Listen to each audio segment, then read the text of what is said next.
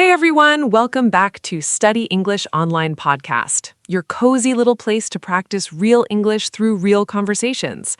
I'm Anna.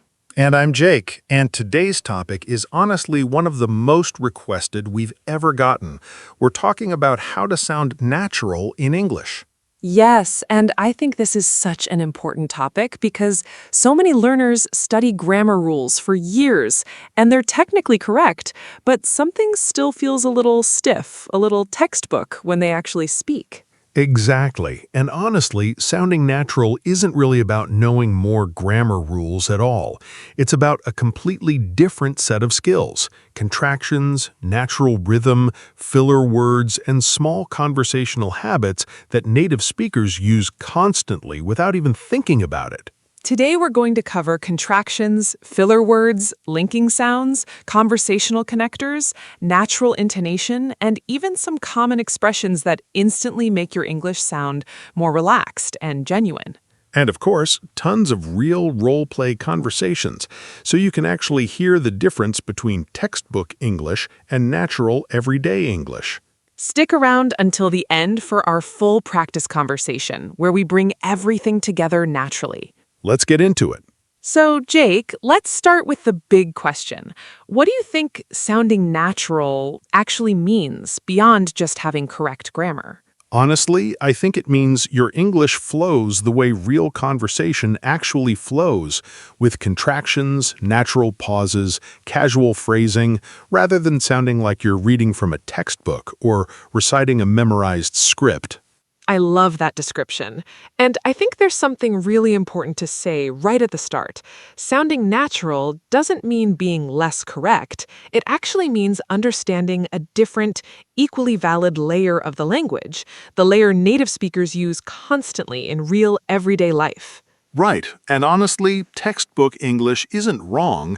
It's just often more formal and precise than how people genuinely talk to each other in daily relaxed conversation.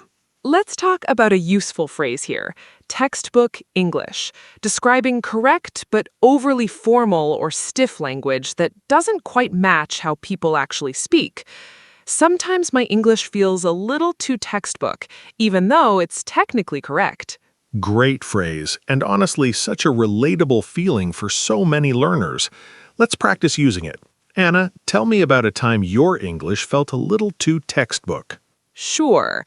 Honestly, when I first started speaking English fluently, I used to say things like, I am going to the store every single time, instead of the much more natural, I'm heading to the store, which honestly made me sound a lot more stiff than I meant to. That's such a genuine, relatable example. Let's talk about another useful phrase, conversational English. The more relaxed, natural register people use with friends, family, and in casual daily situations. I've been working on my conversational English specifically, not just grammar rules. Beautiful phrase. And honestly, that's exactly what today's whole episode is about, building genuine comfort with conversational English, alongside the grammar you already know so well. Let's start with probably the single biggest, most immediate thing that makes English sound more natural, contractions. Anna, why do you think contractions matter so much? Honestly, because native speakers use them constantly in almost every single sentence, and avoiding them can instantly make your English sound overly formal, even stiff, even if every word is technically correct. Right. Let's go through some of the most common ones. I am becomes I'm. You are becomes your. He is becomes he's. They have becomes they've. Do not becomes don't. Cannot becomes can't. Let's practice this. Jake, take this overly formal sentence and make it sound more natural using contractions. I am not sure if I will be able to attend, but I do not want to miss it. Sure. I'm not sure if I'll be able to attend, but I don't want to miss it. Perfect. Notice how much more natural and relaxed that immediately sounds. Let's talk about a slightly more advanced contraction pattern. Would have becoming would've, should have becoming should've, could have becoming could've. Right, and these are honestly so common in natural spoken English. I would have called you, but I lost my phone. Let's practice this. Anna, use should've naturally in a sentence.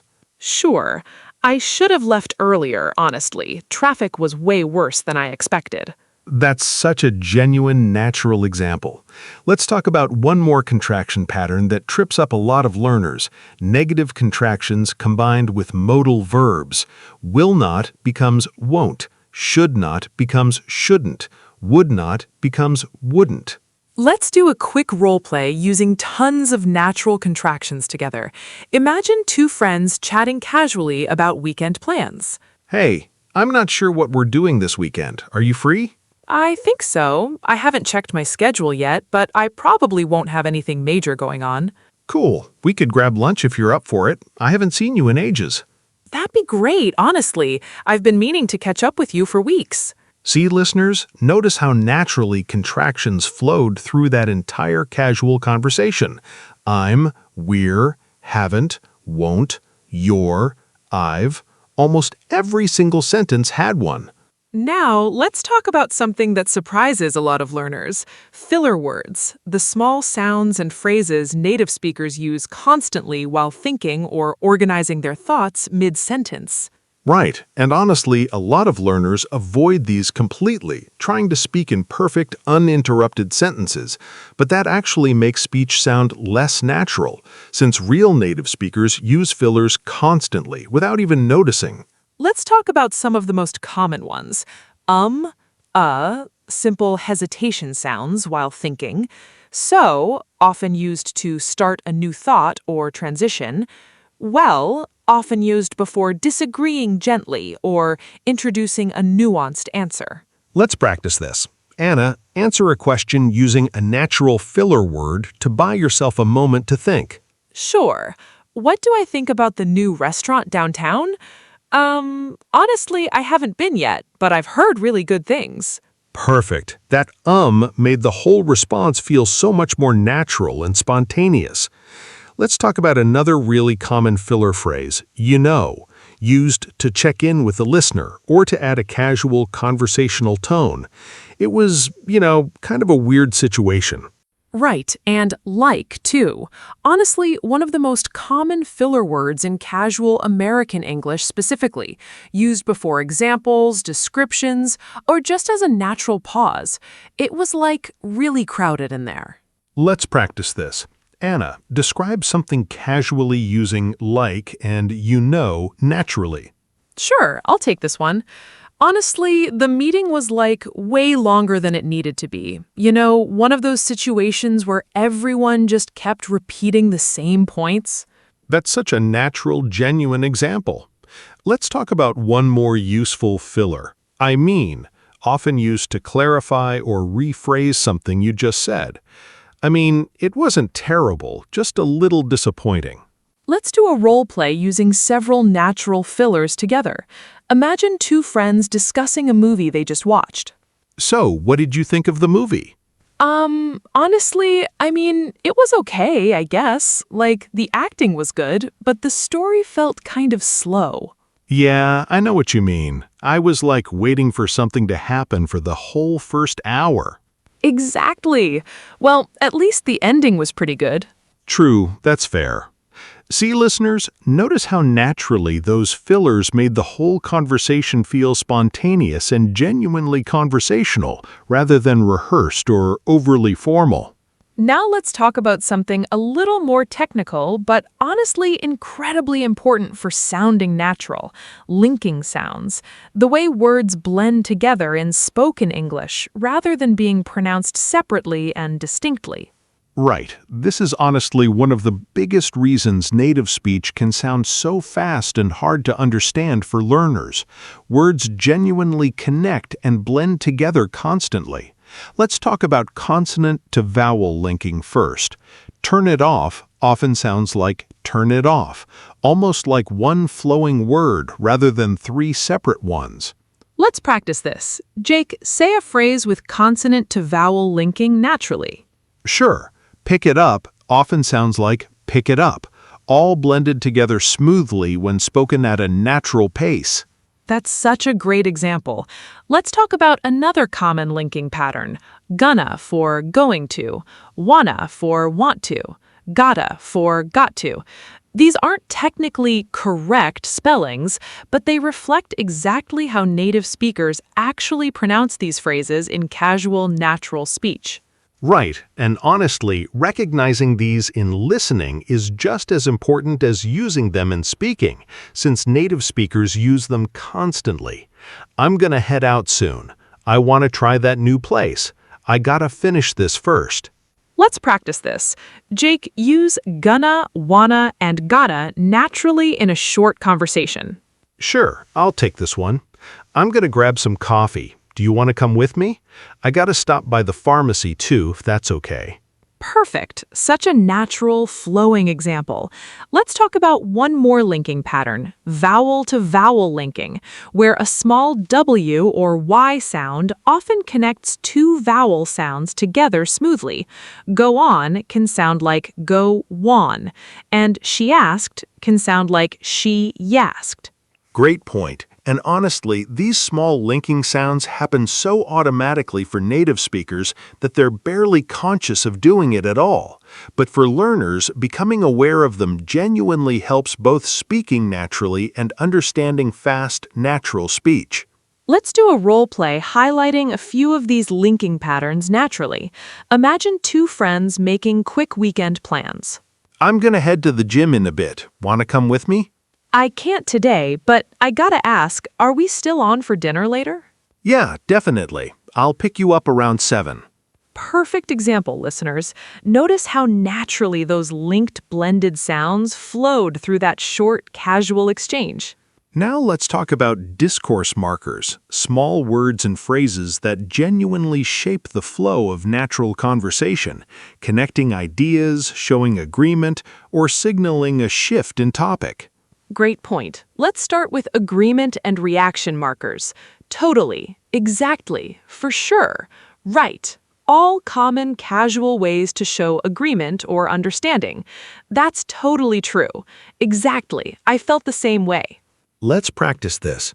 Anna, respond to something using a natural agreement marker. Sure. If someone said, "This weather has been crazy lately," I might respond, "Totally. I can't believe how unpredictable it's been." Perfect. Natural example. Let's talk about transition markers now, phrases that help shift smoothly from one idea to another. Anyway, moving on from a topic, by the way, introducing a related but slightly different thought. Speaking of which, connecting to something just mentioned. Let's practice this. Jake, use a transition marker to shift topics naturally in conversation. Sure. We were talking about the weather earlier, and speaking of which, did you hear it's supposed to rain all weekend? That's such a smooth, natural transition. Let's talk about one more important discourse marker. Actually, often used to gently correct, clarify, or introduce a slightly surprising piece of information. Actually, I think the meeting got moved to Thursday. Great phrase, and honestly actually shows up constantly in natural English, softening corrections or adding a small, surprising detail. Let's do a role play using several discourse markers together. Imagine two coworkers chatting before a meeting. Hey, are we still meeting at 3 today? Actually, I think it got pushed to 4. Let me double check real quick. Oh, okay, thanks. By the way, did you get a chance to look at that report I sent? I did, actually. It looked really solid. Anyway, let's head to the meeting once we confirm the time. Perfect example, listeners.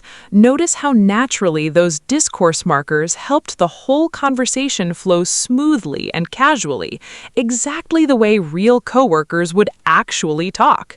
Now let's talk about something a little different now. Intonation and stress, since even perfectly chosen words can sound a little flat or robotic without natural rhythm and emphasis.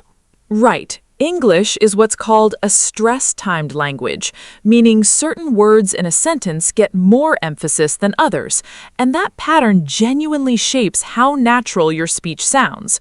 Content words, nouns, main verbs, adjectives, tend to get stressed, while smaller function words like the, is, often get pronounced quickly and softly.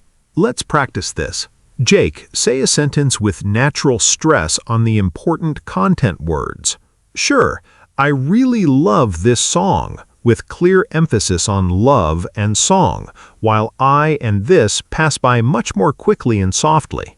That's such a great example, and honestly, that stress pattern alone makes such a huge difference in how natural a sentence sounds. Let's talk about rising and falling intonation, too, since this shapes meaning and emotion significantly. Questions often rise at the end, while statements typically fall.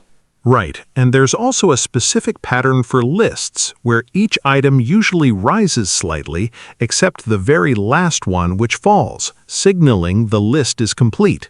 I need eggs, milk, and bread, with a small rise after eggs and milk, then a fall on bread.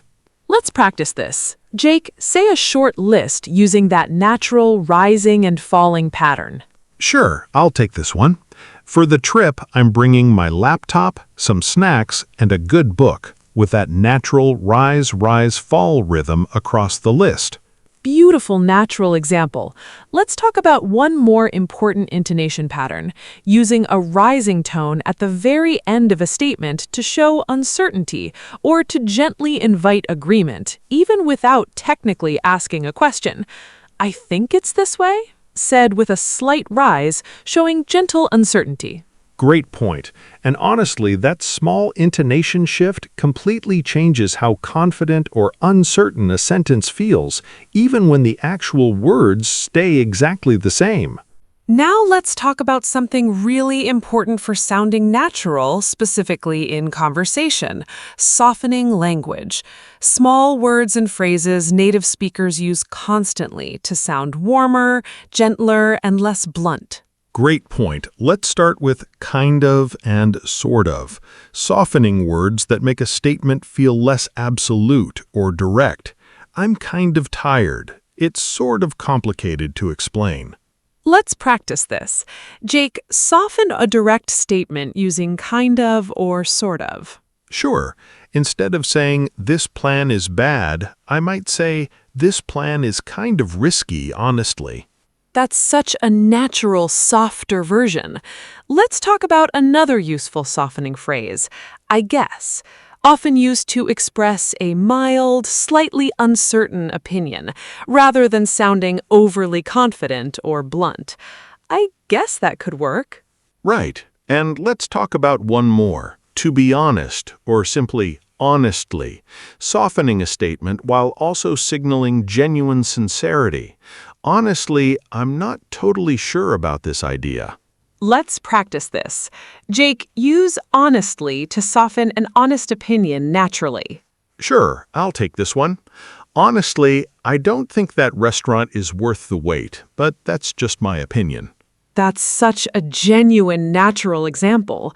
Let's do a role play using several softening phrases together.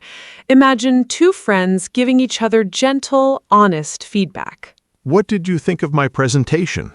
Honestly, I thought it was pretty good, though the middle section felt kind of long, if I'm being honest. Yeah, I guess I could probably trim that part down a bit. Perfect example, listeners. Notice how naturally those softening phrases made honest feedback feel warm and gentle rather than blunt or harsh.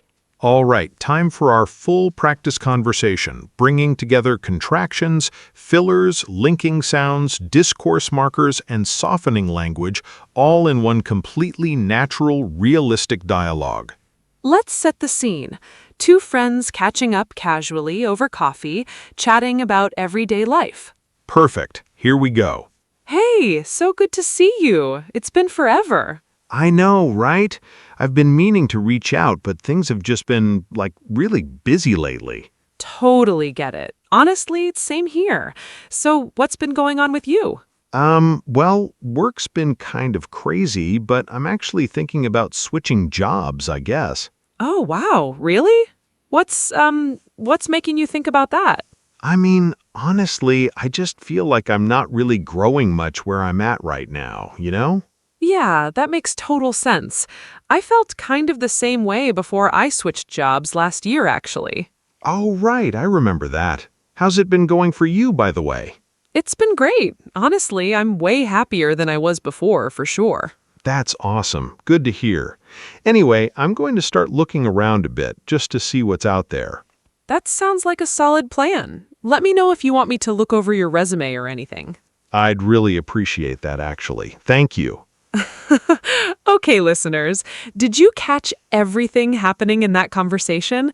Contractions everywhere, natural fillers like and like and you know, discourse markers like honestly, actually, and anyway, softening language like kind of and I guess.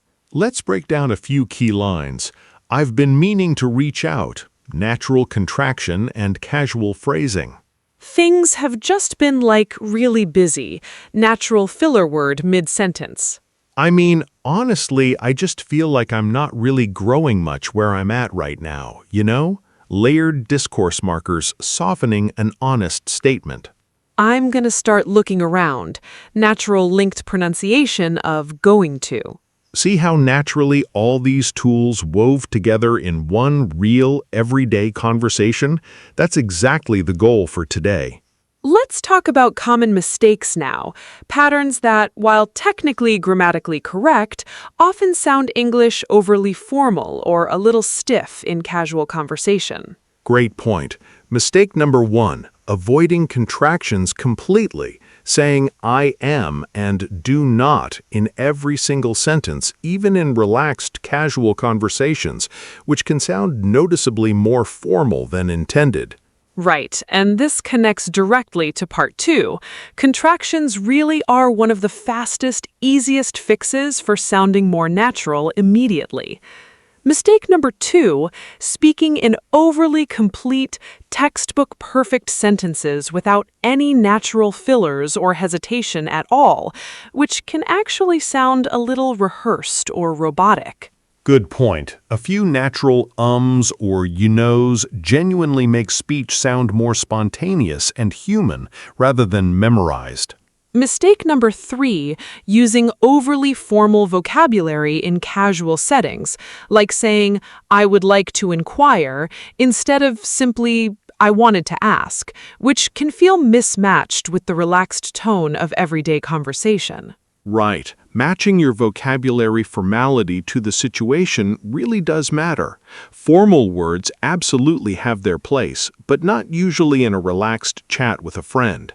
Mistake number 4, flat, monotone intonation without natural stress or rhythm, which can make even perfectly grammatical sentences sound a little robotic or hard to follow. Such an important point, and honestly, this is often the last piece learners work on, but it makes such a genuine difference in how natural and engaging your English ultimately sounds. Let's go through a quick reference list of useful phrases organized by situation, since this can be really handy for listeners to remember. Great idea.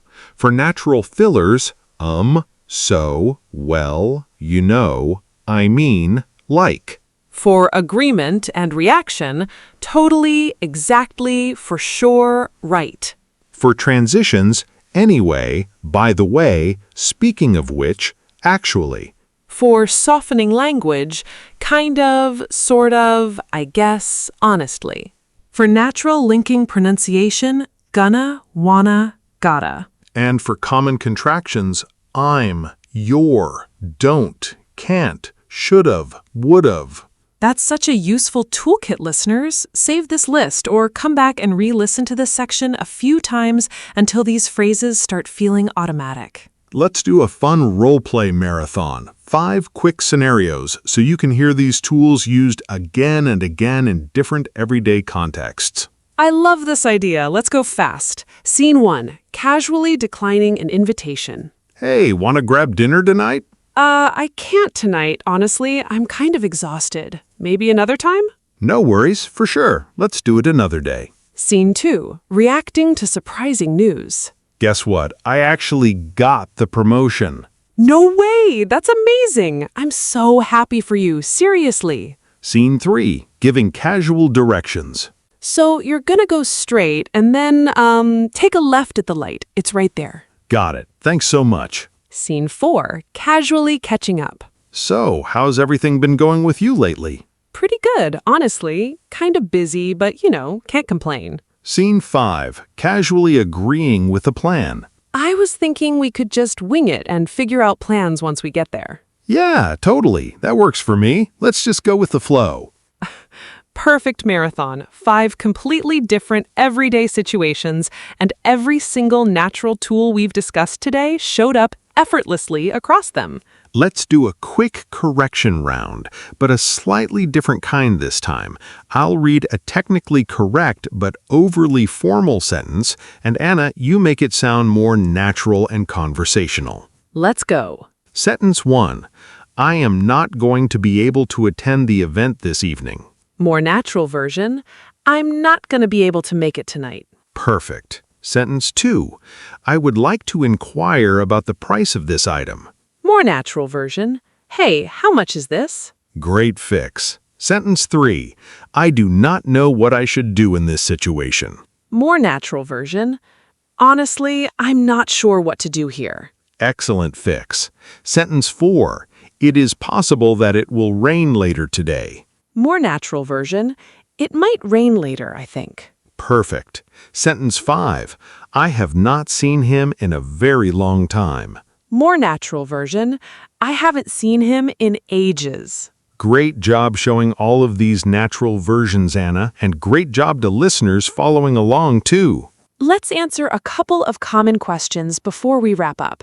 Jake, what's something learners often ask about sounding natural? A big one is, isn't using slang or filler words considered bad English? Won't it make me sound uneducated? Great question, and honestly, no, not at all. When used appropriately in casual conversation, these natural patterns are exactly how educated, articulate native speakers genuinely talk in everyday life.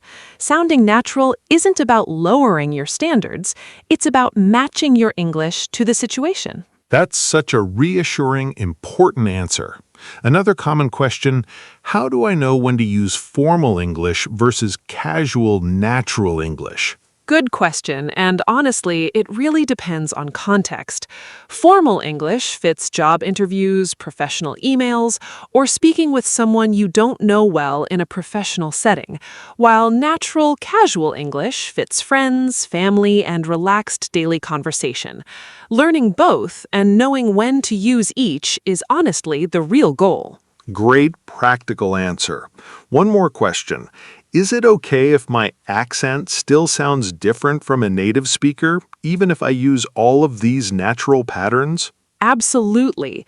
Honestly, sounding natural has very little to do with accent at all.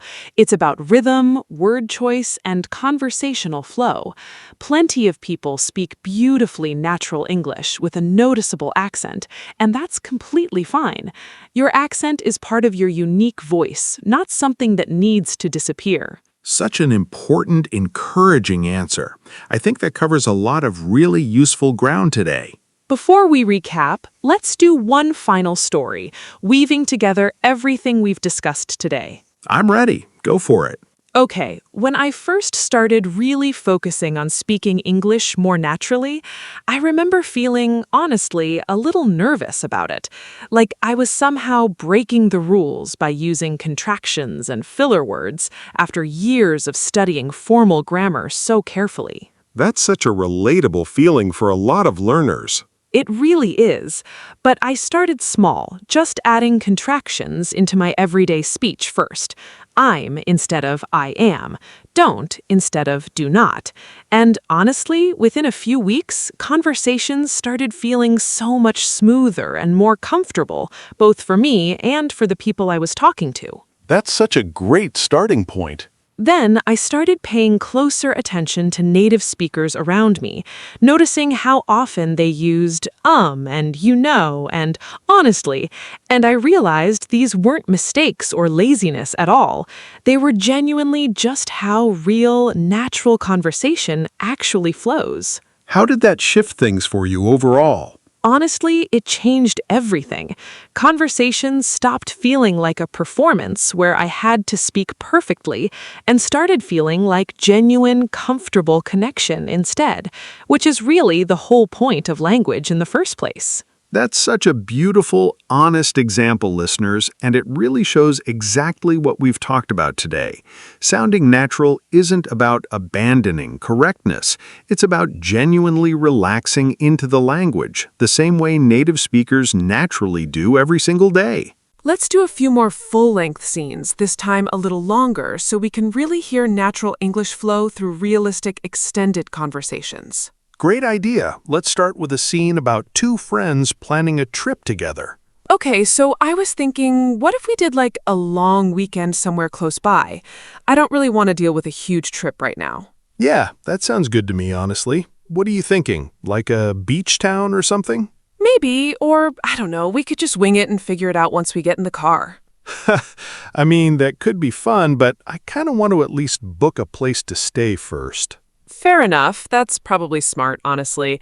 Let's just pick a general direction and go from there. Sounds good. I'm down for that. Beautiful example, listeners. Notice how naturally that entire trip planning conversation flowed. Casual, relaxed, completely genuine. Let's do a second longer scene, this time about two coworkers discussing a stressful workday. Today's been kind of a lot, honestly. Yeah, I could tell. You seemed pretty swamped earlier. What's been going on? I mean, just like back-to-back meetings all day. I didn't even get a chance to eat lunch. Oh man, that's rough. You should probably grab something now, honestly. Yeah, I'm gonna head out in a bit, actually. Thanks for checking in, though. I appreciate it.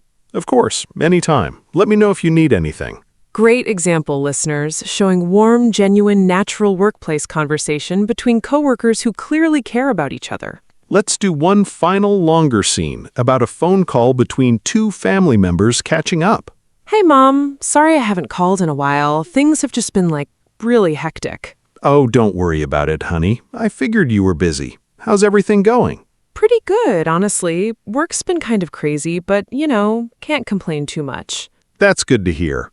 Are you eating well? You always forget when you're busy. I'm trying, Mom, honestly. I've been meaning to cook more. I just haven't had the time. Well, just make sure you're taking care of yourself. That's all I ask. I will, I promise.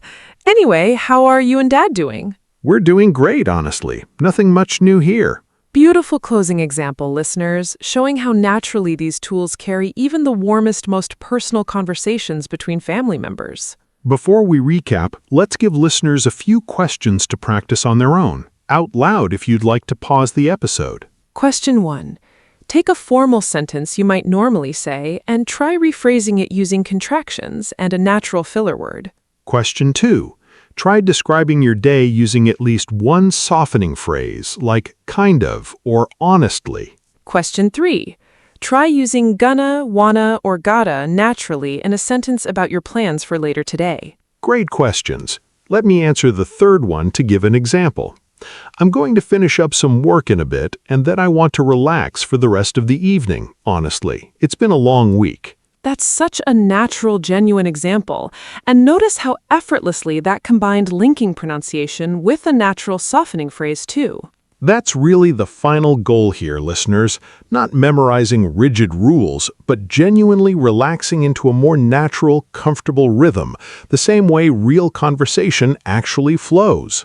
Let's cover a few more natural expressions before our final recap, phrases that instantly add warmth and authenticity to everyday English conversation. Great idea. First one, no biggie, a casual way of saying something isn't a big deal. Don't worry about being late, it's no biggie. Lovely phrase, and closely related, no worries, an incredibly common, relaxed way to reassure someone or accept an apology.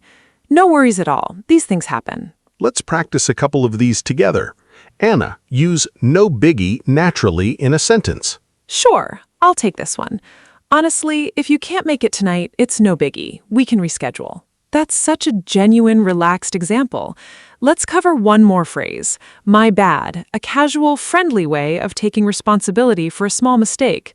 Oh, my bad, I totally forgot to mention that.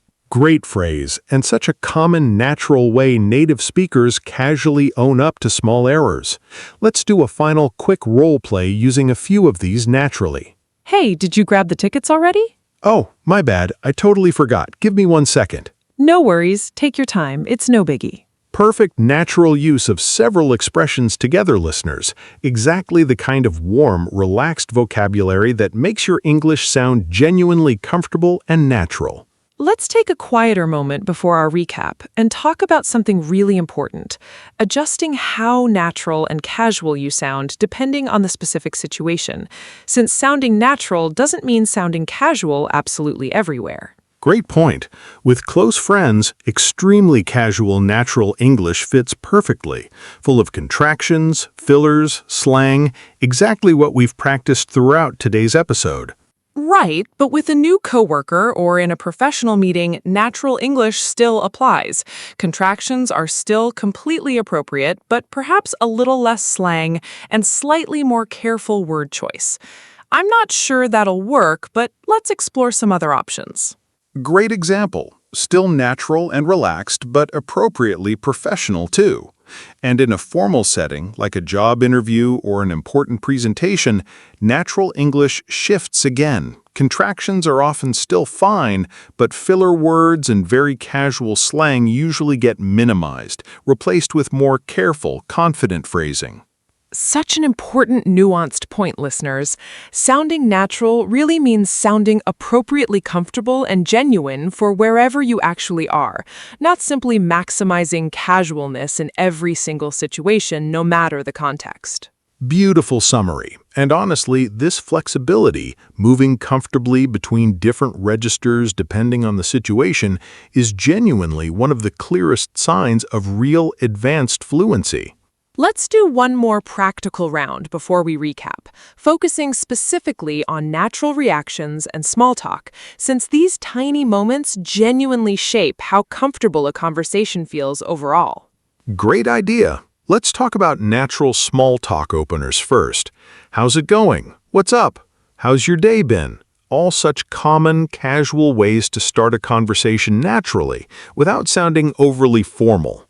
Let's practice this. Jake, open a casual conversation naturally with a small talk question. Sure. Hey, how's it going? Haven't seen you in a while. That's such a warm, natural opener. Let's talk about natural reactions, too. Small phrases that show you're genuinely listening and engaged. Oh, really? No way. That's crazy. Aw, that's nice. Right, and these small reactions genuinely matter. They show active listening and keep a natural conversational rhythm going. Let's practice this. Anna, react naturally to a piece of surprising news. Sure, I'll take this one. If someone told me, I just adopted a puppy, I might respond, Aw, no way, that's so exciting, congrats. That's such a genuine, warm reaction. Let's talk about natural ways to end a casual conversation too, since even goodbyes have their own natural rhythm. All right, I'll let you go. Talk soon. Catch you later. Great phrases, casual, warm, and completely natural ways to wrap up a conversation without it feeling abrupt or overly formal. Let's do a quick role play bringing natural openers, reactions, and closings all together. Imagine two friends running into each other unexpectedly. Hey, what's up? Haven't seen you in forever. Oh my gosh, hi. Yeah, it's been way too long. How's everything going? Pretty good, honestly. I actually just started a new job. No way. That's awesome. Congrats. Thanks. Anyway, I should probably get going, but it was so good running into you.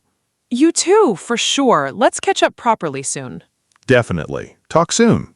Perfect closing example, listeners, showing natural openers, genuine reactions, and a warm, casual goodbye, all flowing together in one completely realistic, everyday moment. Before our final recap, let's cover one more genuinely useful category, natural phrases for buying yourself time to think mid-conversation without awkward silence. Great point. Let's start with let me think, a really common, natural way to signal you need a moment before answering. Let me think about that for a second. Right, and let's talk about another useful one. That's a good question. often used to genuinely acknowledge a thoughtful question while giving yourself a moment to organize your answer. That's a good question. Honestly, I've never really thought about it that way. Let's practice this. Jake, respond to a question using one of these natural thinking phrases. Sure, if someone asked me, "What's your favorite memory from childhood?" I might say, "Ooh, that's a good question. Let me think. Honestly, probably a summer trip we took when I was around 10." That's such a natural, genuine example. Let's talk about one more useful phrase. How do I put this? Used when you're searching for the right words to explain something a little tricky or nuanced. How do I put this? It's kind of complicated, honestly. Great phrase, and such a natural human way to signal you're carefully choosing your words rather than just going silent or rushing through an unclear answer. Let's do a quick role play using a few of these thinking phrases naturally. Imagine two friends having a deeper conversation. So, why did you decide to leave your last job, if you don't mind me asking? That's a good question, honestly. Let me think about how to explain it. I guess I just felt like I'd outgrown the role, you know? That makes total sense, honestly. Perfect example, listeners. Notice how naturally those thinking phrases gave space for a genuine, thoughtful answer, rather than feeling rushed or awkward. Let's cover one more practical category before we recap. Natural language for agreeing, disagreeing gently, and finding middle ground, since these moments come up constantly in real conversation. Great idea. For natural agreement, beyond what we covered earlier, let's add a few more. I'm with you on that. Same here. Couldn't have said it better myself. Great phrases. For gentle disagreement, native speakers rarely just say no bluntly. They usually soften it first. "I see what you mean, but I'm not totally sure I agree." That's fair, though I'd maybe look at it a little differently. Let's practice this. Jake, gently disagree with an opinion using natural, softened language. Sure, if someone said, "I think we should just cancel the whole event," I might respond, "I hear you, but I'm not sure I'd go that far. Maybe we could just scale it down instead." That's such a natural, diplomatic example. Let's talk about compromise language, too, phrases that help find middle ground naturally. How about we meet in the middle? What if we tried a bit of both? Great phrases, and honestly, such common, useful tools in everyday natural conversation, whether at work, with friends, or within a family. Let's do a role play using agreement, gentle disagreement, and compromise together. I really think we should go with the first design, honestly. I see what you're saying, but I'm kind of leaning toward the second one myself. Fair enough, honestly. What if we combined elements from both instead? Yeah, I'm actually with you on that. That could work really well. Beautiful example, listeners, showing how naturally these tools help real conversations navigate genuine differences of opinion, warmly and comfortably. Let's do a few more quick scenes before we recap, this time focusing on how natural English adjusts slightly depending on how relaxed or energetic the moment feels.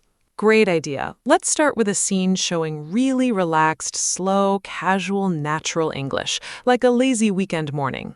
Morning. You want some coffee? Yeah, that'd be great. Thanks. No rush, though, honestly. Yeah, I'm not really in a rush either. It's kind of nice just chilling this morning. Totally agree. Let's just take it slow today. Let's do a second scene, showing more energetic, excited natural English. Oh my gosh, you will not believe what just happened. What? Tell me, tell me. So I was just walking down the street, and guess who I ran into? Who? Come on, don't leave me hanging.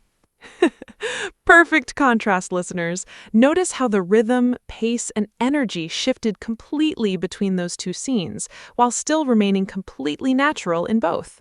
Let's do one final scene, showing natural English in a slightly tense, but still genuinely natural moment.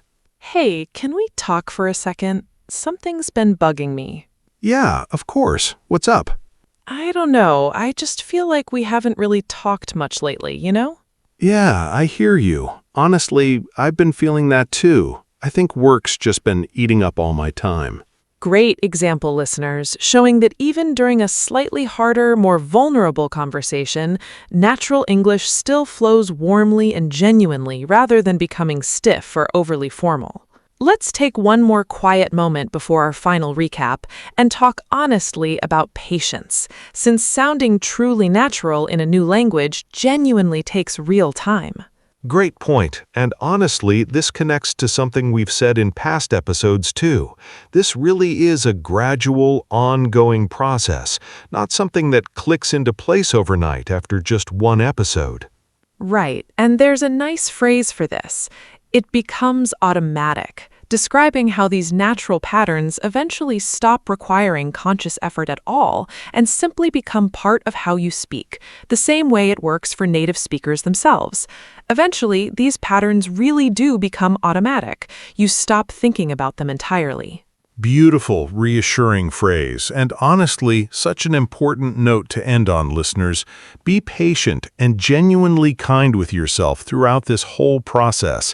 Every small, natural phrase you add is real, meaningful progress, even on the days it doesn't feel that way yet. Let's cover one more valuable category before our recap: how native speakers naturally tell stories in conversation, since storytelling has its own distinct natural rhythm and vocabulary too. Great point. Let's talk about natural story openers first. So, this one time, or, okay, so basically, or, you won't believe this, but all really common casual ways to launch into a story naturally. Right, and let's talk about natural connecting phrases used throughout a story, moving the narrative forward smoothly. So then, and then, next thing I knew, before I knew it. Let's practice this. Jake, tell a short, casual story using natural openers and connectors. Sure. Okay, so basically, I was walking to work yesterday, and then, out of nowhere, it just started pouring rain. Next thing I knew, I was completely soaked, and I didn't even have an umbrella. That's such a natural, genuine little story. Notice how smoothly those connecting phrases moved the whole thing forward. Let's talk about natural exaggeration, too, which honestly shows up constantly in casual storytelling, even when people know it's not literally true. I waited like forever. It was the longest day ever. Great point. And this kind of playful exaggeration is such a natural, common feature of casual storytelling, adding emotion and humor without anyone taking it too literally. Let's practice this. Jake, tell a very short story using a bit of natural exaggeration. Sure, I'll take this one. Honestly, the line at the grocery store was like a mile long. I felt like I stood there forever before it was finally my turn. Such a relatable, natural example. Let's do a role play where one friend tells a whole casual story to another, using everything we've covered in this section. Okay, so you will not believe what happened to me this morning. What? Tell me. So basically, I was rushing to catch the bus, right? And then, out of nowhere, I totally tripped on the sidewalk, like fell flat on my face in front of everyone. Oh no! Are you okay? Yeah, I'm fine, just my pride was a little hurt, honestly. But then, get this, the bus driver actually waited for me, which never happens. Okay, that's actually kind of a nice ending, though. Right? Anyway, that was basically my whole morning in a nutshell. Beautiful example, listeners, showing natural storytelling rhythm from start to finish. Openers, connectors, playful exaggeration, and even a natural closing phrase. In a nutshell, wrapping the whole story up casually. Let's cover one final practical category before our recap. Natural, polite ways to interrupt or jump into a conversation, since this genuinely comes up constantly in real, lively conversation. Great point, and honestly, learners sometimes avoid interrupting at all, worried it might seem rude, but native speakers actually interrupt each other constantly in natural conversation, just with certain polite softening phrases attached. Let's talk about a few.